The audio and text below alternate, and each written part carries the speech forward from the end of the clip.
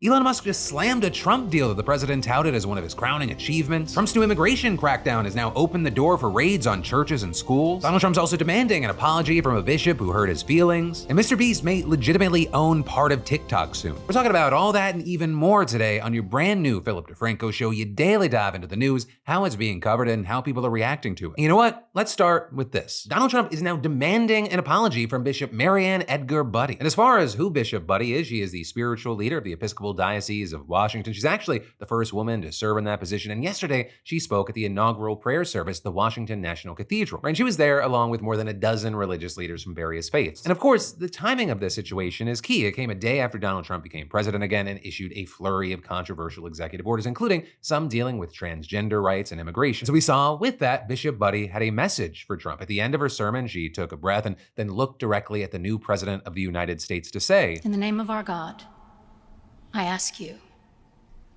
to have mercy upon the people in our country who are scared now.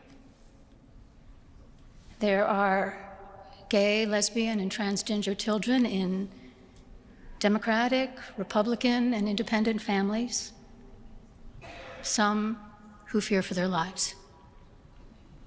And the people who pick our crops and clean our office buildings, who labor in poultry farms and meatpacking plants, who wash the dishes after we eat in restaurants and work the night shifts in hospitals, they may not be citizens or have the proper documentation, but the vast majority of immigrants are not criminals. They pay taxes and are good neighbors.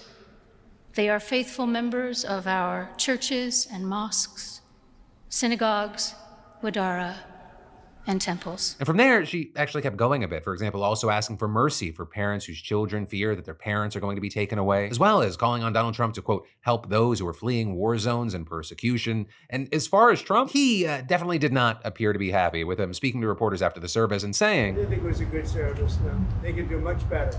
And it appears that what she said really stuck with him, because shortly after midnight, you had him doubling down on his negative review in a lengthy post on Truth Social, writing, "The so-called bishop who spoke at the National Prayer Service on Tuesday morning was a radical left hardline Trump hater," with him then going on to accuse her of being nasty in tone, saying she wasn't compelling or smart, and claiming that she failed to mention the, quote, large number of illegal migrants that came into our country and killed people, with him then also claiming that many were deposited from jails and mental institutions and that it, quote, is a giant crime wave that is taking place in the USA, with him then finally saying that she and the church owe the public an apology. Now, with all that, I'll say two things to start. One, we quickly saw a number of people fact-checking the president, as they often do when he says things without providing evidence, saying regarding the idea that a large number of individuals have entered the country illegally and killed people, on one hand, it's subjective and any number could be considered large, but then adding that there's no evidence that migrants of any kind commit violent or other crimes at higher rates than citizens, and noting, in fact, some evidence suggests they commit crimes at lower rates. Also saying there's no evidence of mental institutions or prisons being emptied into the country, and as far as a giant crime wave in general, FBI data suggests that that is just not the case. But then secondly, on another thing, I will say Trump is not wrong that Bishop Budde has a history of criticizing him, with her, for example, in 2020, writing an opinion piece in the New York Times saying that she was outraged by Trump's posing with a Bible at St. John's Church after officers used tear gas against racial justice protesters nearby, with her accusing him at the time of using sacred symbols while espousing positions antithetical to the Bible. Though as far as prominent religious figures criticizing Trump, Budde wasn't alone this weekend, where we saw Pope Francis calling Trump's mass deportation plan a disgrace. But then also with this, another big aspect is that there's been some serious backlash against Bishop Budde, especially. Right, Fox News, for example, highlighting criticism from conservative commentators and right-wing pastors, with one claiming the sermon is, quote, just the beginning of Democrats' desperate attempts to race-bait America back into the pernicious grips of DEI, and adding, the fact that President Trump demanded that God remain as the foundation of America should have received nonpartisan praise from all of our nation's clergy. With then another striking a similar tone saying, unity can only be achieved through a commitment to biblical truth, not cultural assimilation. Her sermon was indicative of the heresy being taught by mainline denominations. And so then with that, of course, we saw a number of people saying all of this kind of highlights some of the extreme views and Christian nationalism underlying support for Donald Trump, with people saying it also feeds what some see as an ongoing attack on the principle of separation of church and state and religious freedom, with then others also arguing that anyone who has a problem with Budde's sermon isn't really preaching Christian values. With, for example, one Texas-based pastor responding to comments by a Newsmax host on X writing, when you worship power, a sermon on the love and mercy of Jesus sounds like spewing hate. And then with that, you had people highlighting what they see as hypocrisy in the response in terms of secular American values. Right, and with that, one of the wackiest and most criticized responses to Budde's sermon sermon came from Georgia Congressman Mike Collins, with him writing on X, "The person giving this sermon should be added to the deportation list." With then people pointing out the obvious hypocrisy and just insanity to that idea, writing things like, for example, "To be clear, you're calling for a New Jersey-born bishop to be deported because you don't like that she exercised her First Amendment right by delivering a sermon in accordance with her faith, imploring Trump to show empathy to people?" And while we're seeing all that play out here, I gotta ask, what are your thoughts on this Donald Trump Bishop Buddy situation? But then, shifting gears, we need to talk about how Donald Trump's massive immigration crackdown is now well underway. Because on top of his executive orders that we talked about yesterday, his administration is already issuing new and specific guidance aiming to follow through on his promise of mass deportation. And of course, with this, the activists, some cities, and a few states, they are fighting back now. But with all that, right, one of the biggest new policies, it's actually the nationwide expansion of an existing process known as expedited removal. Right, basically, it's a process streamlining the deportation of unauthorized immigrants by just bypassing the lengthy and massively backlogged immigration court system. And if those identified for expedited removal do not request asylum or are deemed as not having a legitimate asylum case, it's not always that simple, but in theory, they can go ahead and be sent back to where they came from. And that, notably, without ever having the chance to make their case before a judge. Now with that, like I said, this is not totally new, and in fact, it's long been criticized by immigration advocates, with people like the president of the nonprofit Immigrant Defenders Lawyer Center claiming expedited removal is a deeply flawed practice that often denies immigrants a fair opportunity to access relief, separates families unnecessarily, and makes a mockery of the right to access counsel. But also, with everything there, in the past, that process was limited to unauthorized immigrants detained within 100 miles of an international border and who had been in the country for less than 2 weeks. Thing is, now, it reportedly applies to any unauthorized immigrant anywhere in the country who cannot prove that they've been here for at least 2 years. Now, some interesting background with this is that Trump similarly tried to speed up deportations during his first term, but not until 2019, which was the third year of his presidency, with then the ensuing legal battle keeping the rule from going into effect until late 2020 when a federal appeals court allowed him to move forward with the plan while the lawsuit continued. But then, of course, not much later, the Biden administration came in and they undid the policy. But of course, this time, much different situation. Not only is Trump making these moves in the first week in office, his administration now appears to be so much more organized and prepared than last time. And so with understanding that, we got to move on to another big immigration policy shift, which is that immigration authorities can now enter places like schools, healthcare facilities, and places of worship to conduct arrests, with the Department of Homeland Security rescinding what it described as the previous administration's guidelines that thwart law enforcement in or near so-called sensitive areas. With that sensitive areas policy first being enacted under the Obama administration back in 2011, and notably, it mostly stayed intact during Trump's first term. And then in 2021, the Biden administration actually updated and expanded the policy, creating so-called protected areas, with the basic idea being that immigration enforcement operations should not be taken in or near a location that would restrain people's access to essential services or engagement in essential activities. Now, with the end of that policy, you have a spokesperson for the DHS saying, "The Trump administration will not tie the hands of our brave law enforcement and instead trusts them to use common sense." But all of this is on the flip side. You have people like the interim executive director of the Center for Law and Social Policy saying this action could have devastating consequences for immigrant families and their children, including U.S. citizen children, deterring them from receiving medical attention, seeking out disaster relief, attending school, and carrying out everyday activities. So with all that, for a moment, let's focus on schools, right? That is where a lot of attention is right now. And part of the reason for that attention is there are an estimated 733,000 school-age children in the country without legal status, according to the Migration Policy Institute, with also many, many more having citizenship, but their parents don't, which is something worth pointing out because Donald Trump has suggested deporting entire families with mixed immigration status, which is why with that, you have outlets like the Associated Press reporting that some families are now wondering whether it's safe to send their kids to school. And in fact, we're seeing reports that numerous schools are saying they're getting calls from worried parents about rumors that immigration agents would try to get inside. Now, with this being just such a quick and drastic change, it's too early to tell for sure whether large numbers of families are or will end up keeping their children at home. Though there, it'll also likely vary depending on where the school is located. Right? And that because education officials in some states and districts have vowed to stand up for immigrant students. In Chicago, for example, the Board of Education passed a resolution within days of Trump's victory with it asserting that schools wouldn't assist ICE in enforcing immigration laws, saying agents would only be allowed in with a criminal warrant, and that in California, the Attorney General recently issued guidance advising immigrant families of their rights and reminding schools of state law limiting local participation in immigration enforcement. And this is in New York, they actually issued similar guidance as well as offering Know Your Rights training sessions for immigrant families and staff. And a big thing is that this is just one example of the pushback that we're already seeing in various parts of the country. Right, for example, we're already seeing attorney generals from 22 states suing to block Trump's executive order aiming to end birthright citizenship. You can bet your ass that more lawsuits from both states and advocacy groups are on their way. And then, besides school districts, you have many local police departments issuing statements about how they're going to deal with immigration authorities, with a number saying immigration enforcement is not their job and that they won't be cooperating. And then, of course, all of this kind of lends itself to the broader conversation about so-called sanctuary cities. You know, LA, for example, being one of the biggest to approve a sanctuary city law in November that forbids city employees and resources from being involved in federal immigration enforcement. But then another key thing is that on the other side of this, right, some cities who embraced the sanctuary city label last time,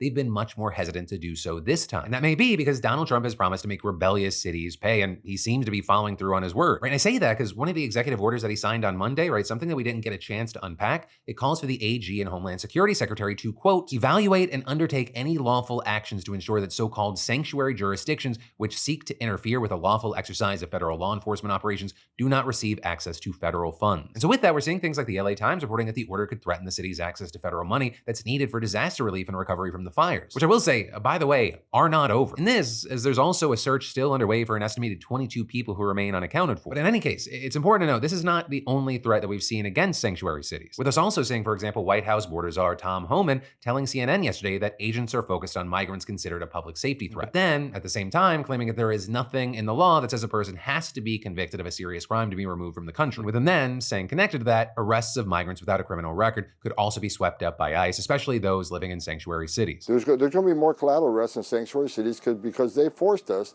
to go in the community and find the guy we're looking for. But when you release a public safety threat out of a sanctuary jail and won't give us access to him, that means we got to go to the neighborhood and find him. And we will find him. But when we find him, he may be with others.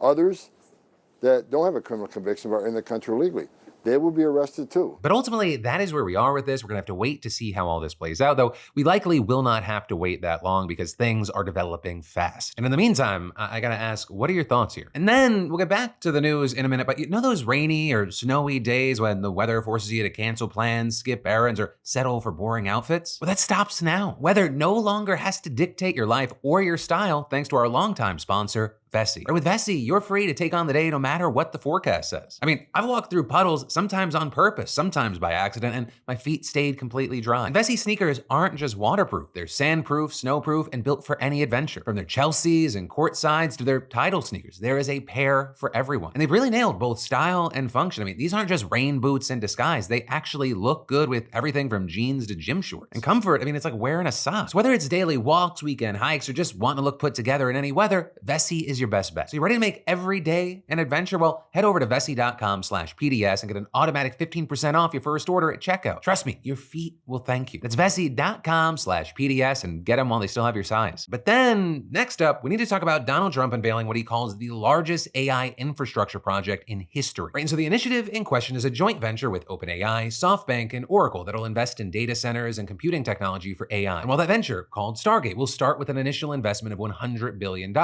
Trump and the tech partner said it could reach as much as $500 billion over the next 4 years. And specifically here, those three massive companies will help fund these investments, but the venture will also be open to other investors as well. With Trump also claiming that Stargate will create more than 100,000 jobs almost immediately. And so as a result, the president has championed this as a massive success in the first days in office, painting this as a vote of confidence in his administration and saying this monumental undertaking is a resounding declaration of confidence in America's potential under a new president. But very notably here, you have people pointing out that despite Trump's claims, the initial plans for Stargate actually reportedly went back to when Biden was in office. Right back in March of last year, the tech outlet The Information reported that Microsoft and OpenAI were working on plans for a $100 billion data center called Stargate. A fact that, when we were looking around, many right-leaning outlets neglected to mention instead, just presenting this as a major victory for Trump. And this is even at the press conference announcing the initiative, you had Oracle CEO Larry Ellison saying that construction for 10 data centers was already underway, indicating that this was already in the works before Trump. But with that said, Donald Trump has also made it clear that he intends to go much further than Biden when it comes to AI. And I mean, just one example of this is that this announcement is coming after Trump, as one of his first acts in office, rolled back an executive order on AI that Biden had enacted that aimed to reduce risks the technology presented to consumers, workers, and national security. And during the presser yesterday, we also saw the president saying he would remove barriers to allow for more data centers to be built, vowing to make emergency declarations to expedite the project's development and allow Stargate to generate its own electricity. Though, I will say there, he did not provide any details on how exactly he would justify doing that or what powers he has to achieve those goals. And so as a result, critics have raised concerns about plowing ahead with these AI efforts full speed and the risks these pose to consumers, the environment, and national security. And as we've talked about a number of times before, these AI data centers use massive amounts of energy, with them mostly being fossil fuels. And hell, just last month, the Department of Energy estimated that energy demand for US data centers tripled over the last decade and is expected to double again in just the next 4 years. And this is the enormous energy required for those centers. It doesn't just increase pollution, it strains resources. With the North American Electric Reliability Corporation finding in a recent report that nearly half the entire country is at an increased risk of power supply shortfalls over the next 10 years as power consumption increases for AI data centers and other needs. But then also, in addition to the usual conversations about the environment and security that always crop up with big AI ventures, some of the backlash we ended up seeing coming from this announcement came from unexpected places. Right? I mean, it included people like Elon Musk, a fervent champion of both Donald Trump and AI, with Musk seen responding to a post by OpenAI announcing Stargate and writing, "They don't actually have the money," with them then adding SoftBank is well under $10 billion secured. "I have that on good authority." But there, notably, we saw OpenAI CEO Sam Altman praising Musk as the most inspiring entrepreneur of our time, but then hitting back at his claims, writing, "Wrong. As you surely know, want to come visit the first site already underway? This is great for the country. I realize what is great for the country isn't always what's optimal for your companies, but in your new role, I hope you'll mostly put America first." Right? And this back and forth and Musk's comments here are super notable because, according to the Wall Street Journal, Musk's comments mark the first time that he has raised questions about a Trump-led initiative since the president put him in charge of the Department of Government Efficiency. Though also, I would say it's not surprising because it's one of the first times Donald Trump has done something to benefit a rival of Musk's. Because even though Stargate seems like it could also benefit Musk's AI company, xAI, he has long, we'll say, had it out for Sam Altman. But among other things, initially Musk was an early investor in OpenAI, but he has since sued the company, alleging that it put profits before the benefit of humanity, with him claiming that OpenAI tricked him into becoming an investor by promising to keep its status as a nonprofit organization, but then later changed to become a for-profit company. With it then also reported that sources close to Musk have said that he openly despises Altman. But then also, beyond that, I will say we saw some unexpected backlash from other Trump supporters, with many seen taking issue with remarks made by Ellison, right, the Oracle CEO, at the press conference announcing Stargate. Because while Ellison was talking about the uses of AI that this investment will fuel, he said this. "One of the most exciting things we're working on, using the tools that Sam and Masa are providing, is a cancer vaccine. All of our cancers, cancer tumors, little fragments of those tumors float around in your blood. So you can do early cancer detection. If you can do using AI, you can do early cancer detection with a blood test, and using AI to look at the blood test. Then beyond that, once we gene sequence that cancer tumor, you can then vaccinate the person, design a vaccine for every individual person to vaccinate them against that cancer. And you can make that vaccine, that mRNA vaccine, you can make that robotically, again, using AI in about 48 hours. And so with that, you had a lot of Trump supporters hearing the term mRNA and just losing their fucking shit, with the phrase trending high on X this morning and people writing things like, "I'm sorry, I am MAGA, but I hear mRNA vaccine and that'll be a no for me." Then others also saying they voted for Trump, but this crosses a line, urging him to stop the effort. And I mean, we even saw major conservative voices chiming in, like conservative YouTubers, the Hodge twins, who tweeted, "So y'all know we are 100% against the $500 billion mRNA Stargate AI vaccine program. We said make America healthy again, not load us up with experimental shots that are gonna kill us." So yeah, not a clean one side versus another thing. There's a lot of infighting, a lot of different thoughts and opinions. Time will tell, though, how all this is gonna play out. But then, to shift gears to other Trump news, we should talk about Trump making good on his campaign promise to libertarians and crypto fans by giving a full and unconditional pardon to Ross Ulbricht. Right, and Ulbricht, if you don't know, he founded and ran the Silk Road, which was an online dark web marketplace where essentially anything could be bought and sold, generally using Bitcoin. While legitimate transactions did take place on the platform, it also became infamous for facilitating drug trades and other illicit activity to the tune of $214 million. With that then getting on law enforcement's radar, leading to an arrest in 2013 and 2 life sentences in 2015. And for years, libertarians and Bitcoin fans alike, they have demanded his release and claim that he was unfairly targeted and received a completely out of proportion sentence. With then eventually Trump promising to commute Ulbricht's sentence while speaking at the Libertarian National Convention in what many saw as a strategy to win over libertarians and libertarian adjacent lawmakers, which was something that at the time you had people arguing had mixed results, as he also got booed at the convention. But of course, what we ended up seeing, it wasn't even a commutation, it was a full pardon, and possibly because Trump sees a bit of himself in Ulbricht's prosecution. Also with that, understand, I'm not speculating. He literally wrote on Truth Social yesterday, "I just called the mother of Ross William Ulbricht to let her know that in honor of her and the libertarian movement, which supported me so strongly, it was my pleasure to have just signed a full and unconditional pardon of her son, Ross." With him then adding, the scum that worked to convict him were some of the same lunatics who were involved in the modern-day weaponization of government against me. He was given 2 life sentences plus 40 years. Ridiculous. But whether Ulbricht's sentence was really because of lunatics in the government or because of Ulbricht's actions, it probably depends on your political leanings, right? And some definitely felt like the prosecution got it right, saying things like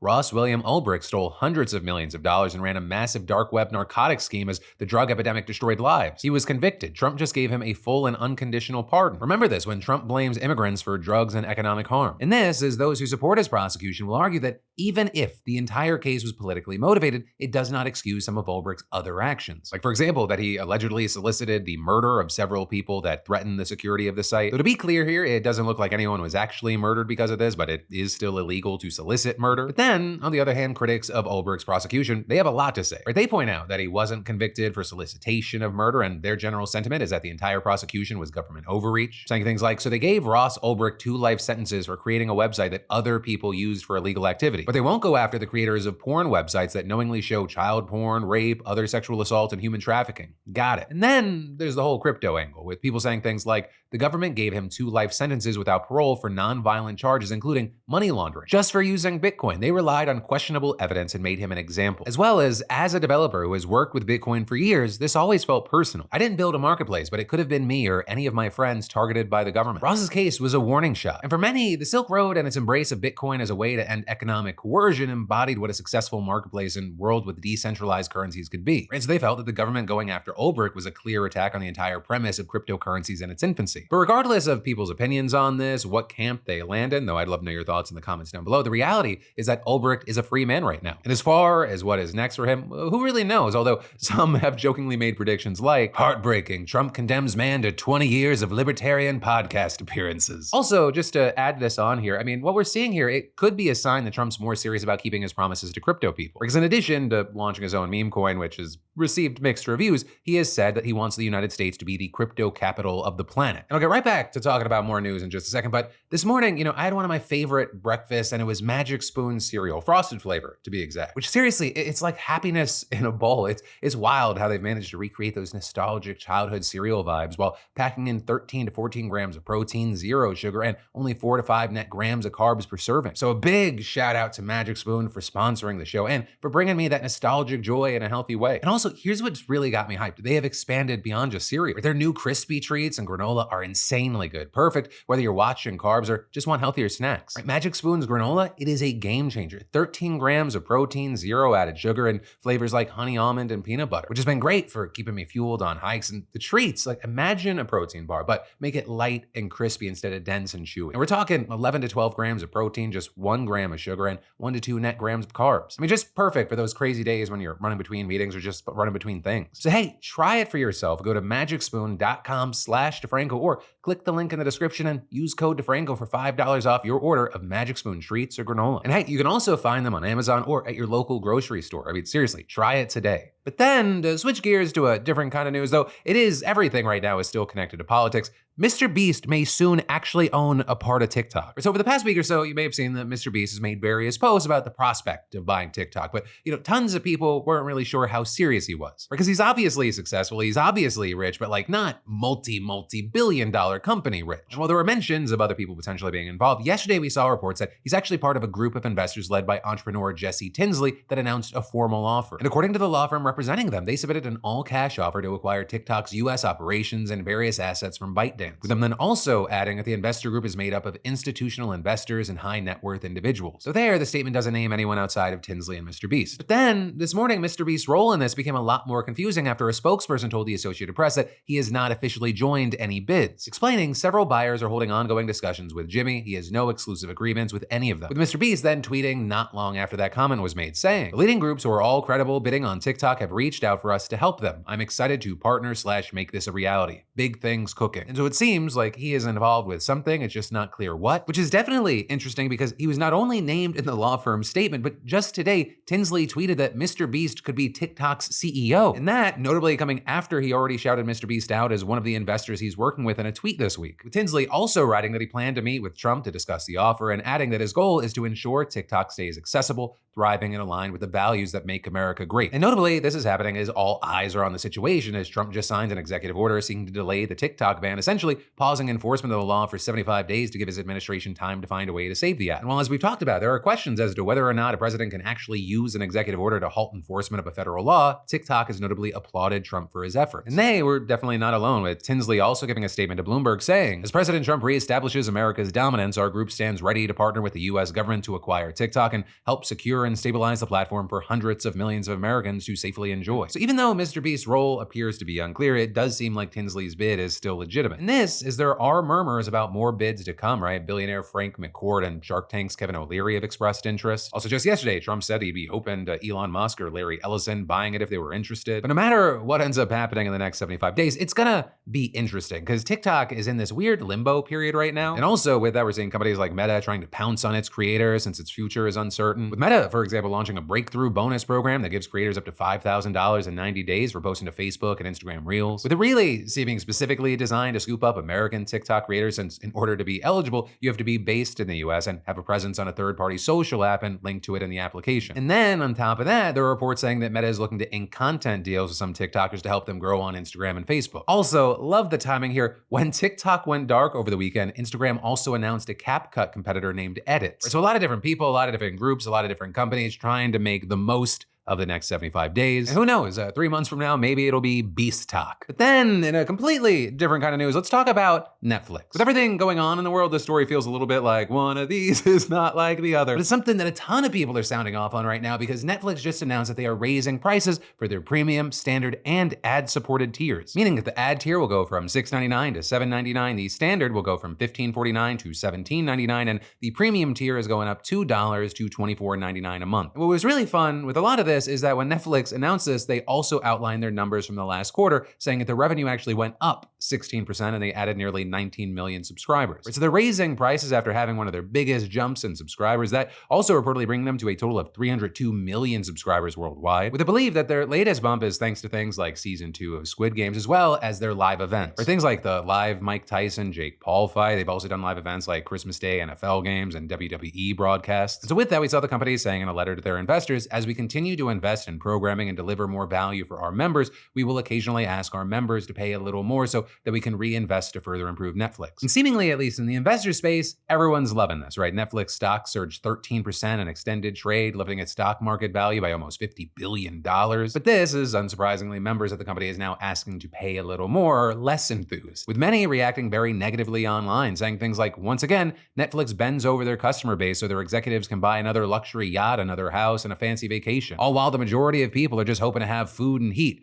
Greed is destroying the US. And as for reinvesting to further improve Netflix, many online are saying that the content on Netflix is just not worth the price anymore. But then many also claiming that this is the final straw and that they're either ready to or already have canceled their subscriptions. But there, I gotta bring it up. You can't always believe the noise, right? It is very much worth noting that there was a similar reaction to when Netflix stopped password sharing and the last time they hiked prices. There was a lot of noise, a lot of fuck you, I'm canceling. The company still pulled out ahead, and according to the numbers, they're still doing so now. So unless there is real action at a massive scale to back up the words that are out there, I don't imagine things are gonna change. I could be wrong. Some would argue I should be wrong, but I don't think I am here. But then, finally today, let's end with a congratulations and let's talk about yesterday. Starting with a congratulations to this week's SeatGeek prize winner, right, getting $500 towards any tickets on SeatGeek. And tonight you can go see your favorite artist, sporting event, or play, and I mean, there's like over 70,000 events to choose from. And then for the rest of y'all, that's right, SeatGeek is still giving away $500 in tickets, and you should definitely enter today if you haven't already. It's simple, it's easy, it's free. You just add code PDS to your SeatGeek app profile for a chance at the weekly $500 prize, no purchase necessary. But with that said, let's talk about yesterday in commentary. Right, and understandably, a lot of those comments yesterday had to do with the whole Elon Musk situation. And I just want to say thank you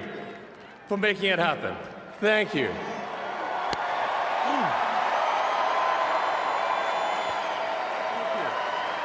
My heart goes out to you. And overwhelmingly, we saw two main reactions. One, people saying he 100% did the salute, with people even trying to link to side-by-side comparisons that have been going viral. And two, people saying whether he did it intentionally or not, his reaction afterward is still very, very concerning. So we ended up seeing a lot of top comments like, as an autistic, if I were to ever accidentally Nazi salute, I would immediately notice and go off on a 20-minute non-interruptible apology explanation that goes on way too long and reduces me to a rocking puddle on the floor. Mans knew what he was doing, demanding our attention with an out. As well well as an autistic person, I've never been told Nazi saluting would be one of my symptoms. Strange to have never seen it in the DSM-5. And then adding, as someone with ASD, I have had hand jerking motions before. It's very common, but even if it's not that simple for me to compare my autism to anyone else's. Everyone's different. That's where the spectrum part comes from. I'm not saying Musk wouldn't do hand jerking motions, but even if it's completely accidental, we should not tolerate this kind of behavior because of whatever inherent bias we have. Whether accidentally or on purpose, he did the salute, full stop. This kind of enabling is going to send the wrong precedent to autistic people on top of the blatant racism. As well as my husband and my son both have autism. Neither do a Roman salute. They're autistic, not stupid. Right? And there were just an avalanche of these type of comments. You can pause here to read a bunch of them. There were also a number of people who just quoted George Orwell saying, "The party told you to reject the evidence of your eyes and ears." It was their final, most essential command. But again, this also in addition to people saying, hey, if we give him the benefit of the doubt, he didn't do the thing on purpose. Saying the fact Elon didn't try to immediately distance himself or condemn that to a degree that would make him look non-sympathetic, but rather play defense is in fact what makes people think he was more intentional with his salute. For a man chronically online and owns his own social media company, he really doesn't have an excuse. But then, of course, in addition to that, there were conversations around Donald Trump and the executive orders. Shane saying, giving the guy who said he loves firing people the authority to fire up to 50,000 people solely on the grounds that you disagree with him is terrifying. We also had people sharing their experiences, with, for example, Coco Cat saying, I am an Army civilian who is supposed to start my position next week. I just received a message that because of Trump's executive order freezing all federal hiring,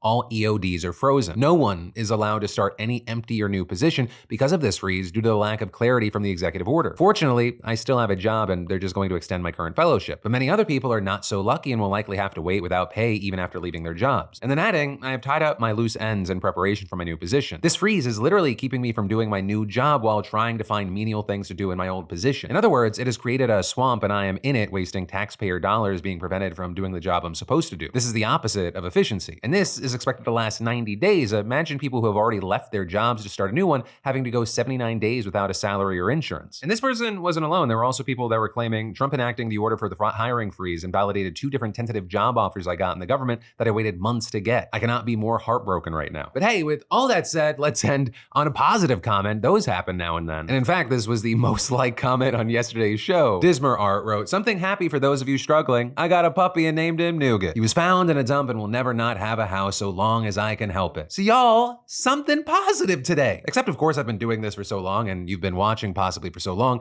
you know that in 2 weeks, that puppy's old tweets are gonna come out. And they are in fact so disgusting, I can't even show them on this show. But hey, that is where your Wednesday evening, Thursday morning dive into the news is gonna end. Of course, remember you get a brand new Philip DeFranco show every Monday, Tuesday, Wednesday, and Thursday at 6 p.m. Eastern, 3 p.m. Pacific. But yeah, thank you for watching. I love yo faces and I'll see you right back here tomorrow.